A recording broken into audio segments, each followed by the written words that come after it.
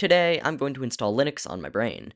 But to do this, I need to figure out two things: what version of Linux to use, and how to get it into my brain. I'll figure out how to actually boot it up later. Let's start by figuring out what version to use. A regular Linux install, like Ubuntu, Mint, or Arch, is made up of two things: the kernel and the distro.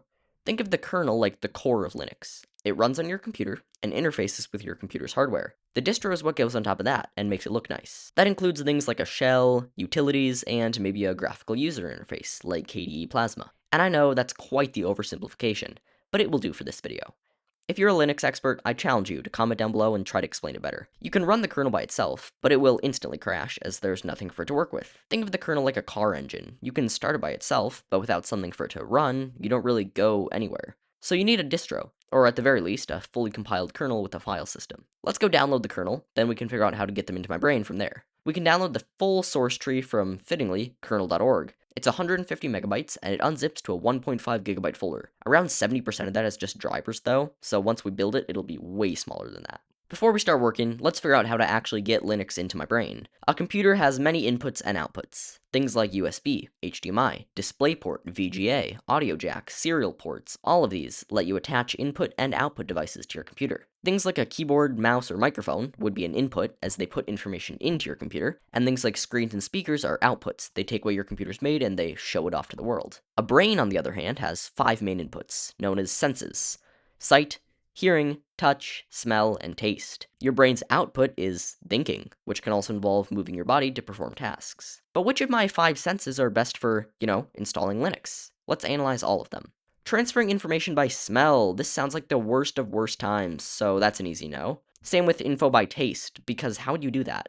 I could print off the entire kernel and eat it, but did I really get the information if I did that? And besides, I don't want to eat thousands of sheets of paper. Getting information via touch sounds less bad than taste, but again, I don't really want to make thousands of sheets of braille. Hearing is a possibility. You know how dial-up modems would communicate with a series of beeps and boops, like this?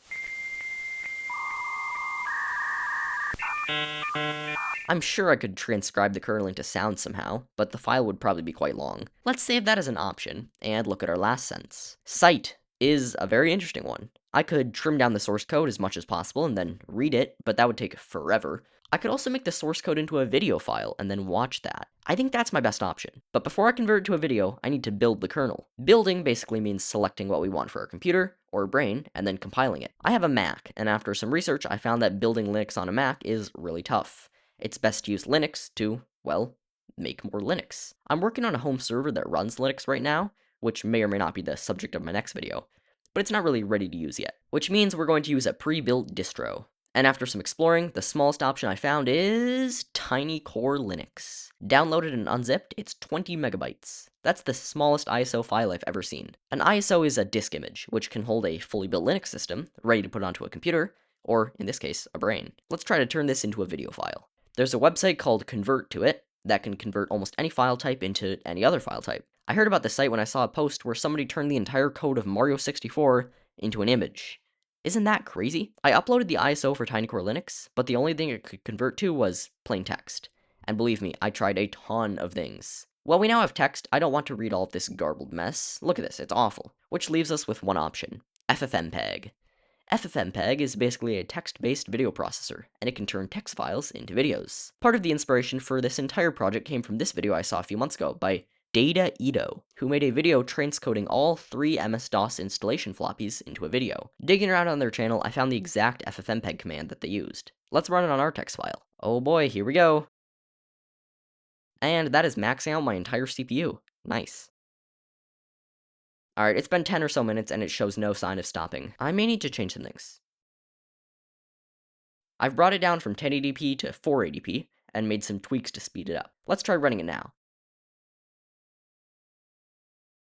Would you look at that? It's already done. tinycore.mp4. That rhymes. 1.13 gigabytes and 7 minutes long. By the way, if you want Linux on your brain as well, I put a link to the entire tinycore.mp4 video in the description. So if you would like to install Linux, go right ahead. Be aware there's a lot of flashing lights and pixels. It is raw text data converted to video after all. Watching this should be the brain equivalent of inserting the Tiny Core Linux flash drive into a computer. I'm just directly beaming the ISO file into my brain. You know what that means? It's installation time.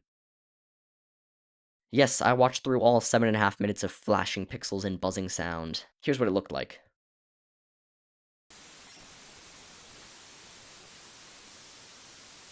Yeah, that's part of Linux. You just got a little bit of Linux right there. And there you have it. The smallest Linux distro in the world, TinyCore, is now in my brain. Can I do much with it? I mean, I'll let you know if I figure out how to boot it. If you didn't realize by this point, this video was uploaded on April Fool's Day. But what started out as a joke actually ended up coming together into one of my favorite videos I've made yet. And now, I can truly call myself a Linux user. Check out my channel if you want to see more crazy tech experiments like this, and maybe subscribe while you're at it if you enjoyed the video. Have a great day!